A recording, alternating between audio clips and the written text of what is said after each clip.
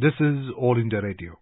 In the program Spotlight, now we bring you a discussion on expansion of airports in India. The participants are Sharat Kohli, economic analyst, and Anu Sharma, journalist. Well, today we are talking about expansion of airports in India. Airports have become a backbone for many regions in the country, and today all the states and the union territories, they want more and more airports in their regions in order to have better connectivity and better economic growth for their regions. And we've seen yesterday the Union Aviation Minister, Mr. Jyotiraditya Scindia, he spoke about the targets that the country has set in the private and the public sector.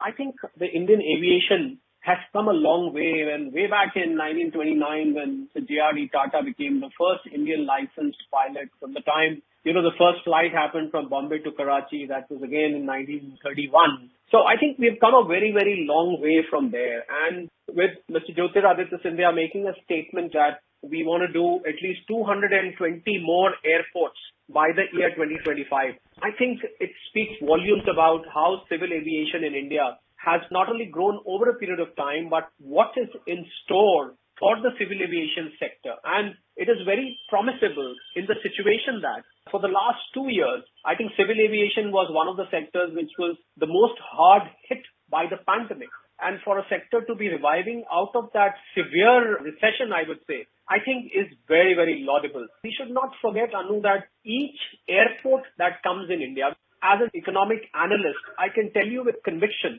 that airports is an economy in itself. It not only boosts travel from in and out of that location, but the airport itself becomes a job creator. The airport itself becomes a wealth creator. The airport itself boosts the area economically. So I think 220 new airports, indeed a very, very appreciable thing. And not just airports, we're talking about 33 new freight terminals. We're talking of 15 new flight training schools. Look at the number of job opportunities it is going to create. And I think it is not just about aircraft. The country's drone policy has also seen a paradigm shift. So I think the entire aviation is going through a massive transformation, and it is a transformation for the good.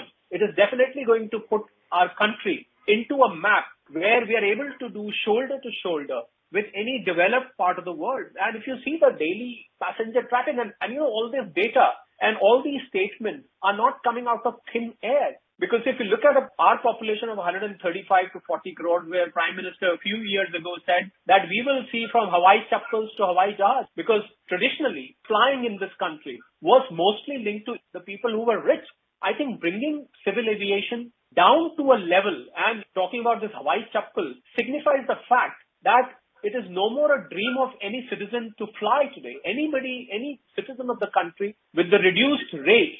And I remember when the sectoral rate of 2,500 per hour flying was fixed, it was indeed aimed at from Hawaii chappal to Hawaii jahaz. And I think it has transformed the economy of the country, because if the people of the country are able to move around in a few hours, you can imagine the kind of benefit it can provide to country's economy. Exactly, sir. And just for a recap for our listeners, yesterday the minister said about the 2025 target, and he spoke about how the government wants to establish 42 brownfield airports, basically meaning to expand at existing airports, and that will entail an investment of nearly 25,000 crore rupees. And there will also be 3 new greenfield airports by 2025 in Arunachal Pradesh, one in Rajkot and another one in Dholera of Gujarat. So there another 3,500 crore rupees would be spent. So overall, we're looking at a public investment of around 28,000 crore rupees by 2025. And also in case of the private sector, we are looking at an investment of over 60,000 crore rupees,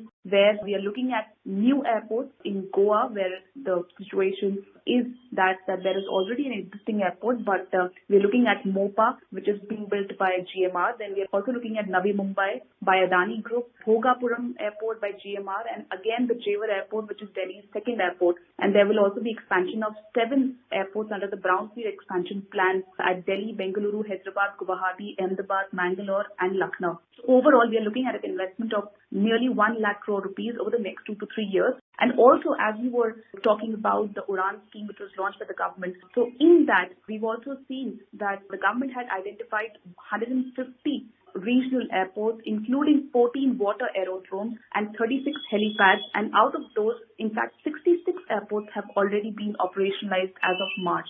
So talking about, expansion of airports, we have this Jewar Airport coming up, which is being looked at quite ambitiously because Delhi Airport is already expanding, but still, as you were pointing out, that the aviation growth in India is set to increase at a rapid scale. So how important, firstly, are the additional airport in metro cities, and also by what timeline do you see even the tier 2 and tier 3 cities having enough airports for their economic expansion? Well, if I supplement what you just said with three numbers, I think these numbers would spell out the condition or the position of civil aviation sector in India. We have total of 486 airports. Of course, this includes airstrips, this includes flying schools, this also includes military bases available in the country, and 123 of these airports are scheduled commercial airports. They have 123 airports with commercial flights, and we have now 35 international airports. And I remember international travel used to be confined to Delhi, Mumbai, Bangalore, and Chennai at some point of time. Today, we have so many international airports in states. So the growth has indeed been phenomenal. As for setting up of an airport, I think an airport, as I said earlier, brings with it a complete economic system. And you just spoke about Jewar Airport. The airport is being built in an area called Greater Noida, near Delhi, which comes in the National Capital Region. And if you've driven past that area, it used to be a place was either purely agricultural or lying as wasteland. Now, suddenly what has happened is, it has not only brought Delhi its second airport, or about to bring the second airport.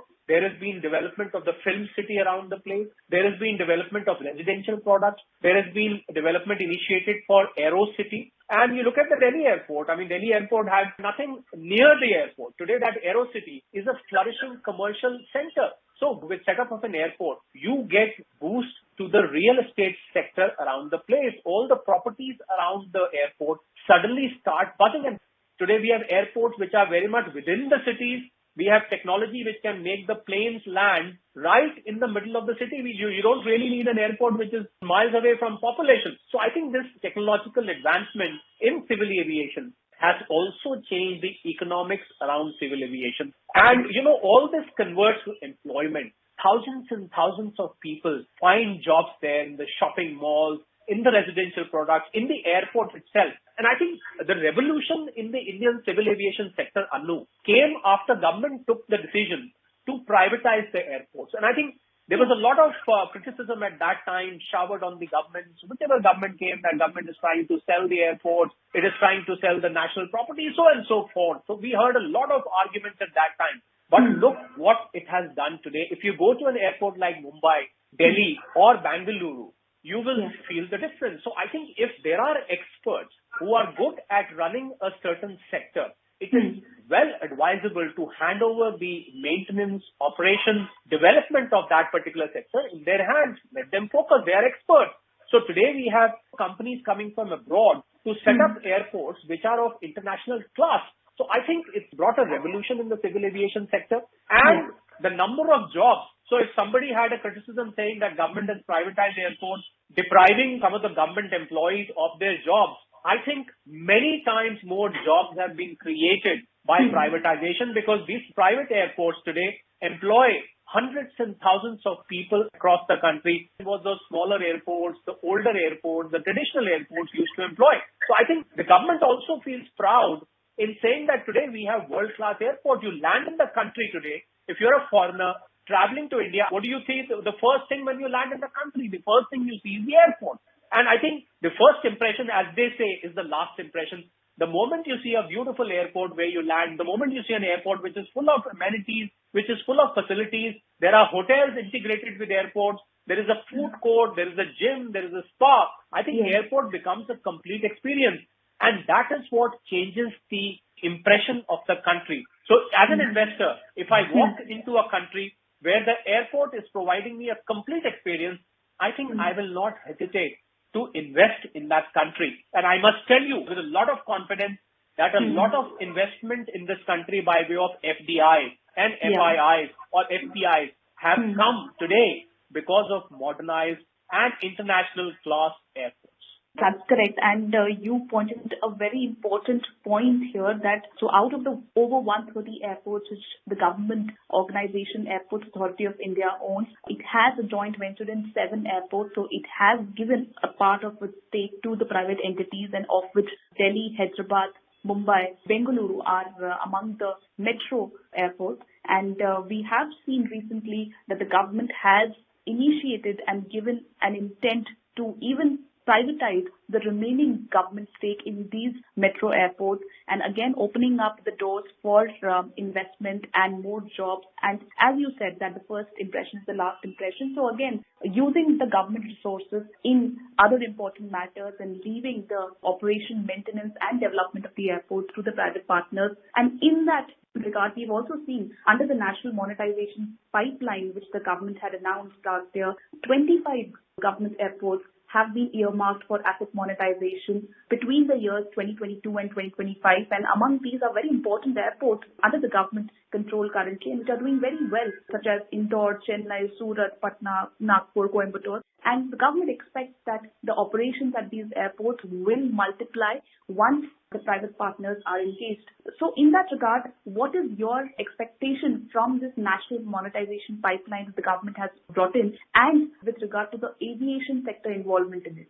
I think monetization of assets scheme puts to use the government assets which are currently not being put to use. It's as simple as that. So when you start renting it out to, let's say, for real estate, you start renting it out for malls, because airport spaces, if I talk on planes, they have been acquired or they have been earmarked years and years ago, and the airport may or may not, depending on the size of the city, depending on the size of the requirement, may not actually need the expanse of land which is being taken, and that land is a wasteful resource in the sense it is not serving any purpose. You're not using this land. I mean, the plane lands on a strip and you need the airport for passenger terminals, departure and arrival. What happens to the rest of the land? Of course, you need a little bit of land here and there for making a car park. But it was found that the land for civil aviation was far more than the requirements in some of the cities. So it has been decided to monetize these pieces of land for generating surplus revenue, for using this revenue for further development of either civil aviation or other sectors. Another aspect, Anu, I cannot stop myself mentioning, there was another very interesting piece of data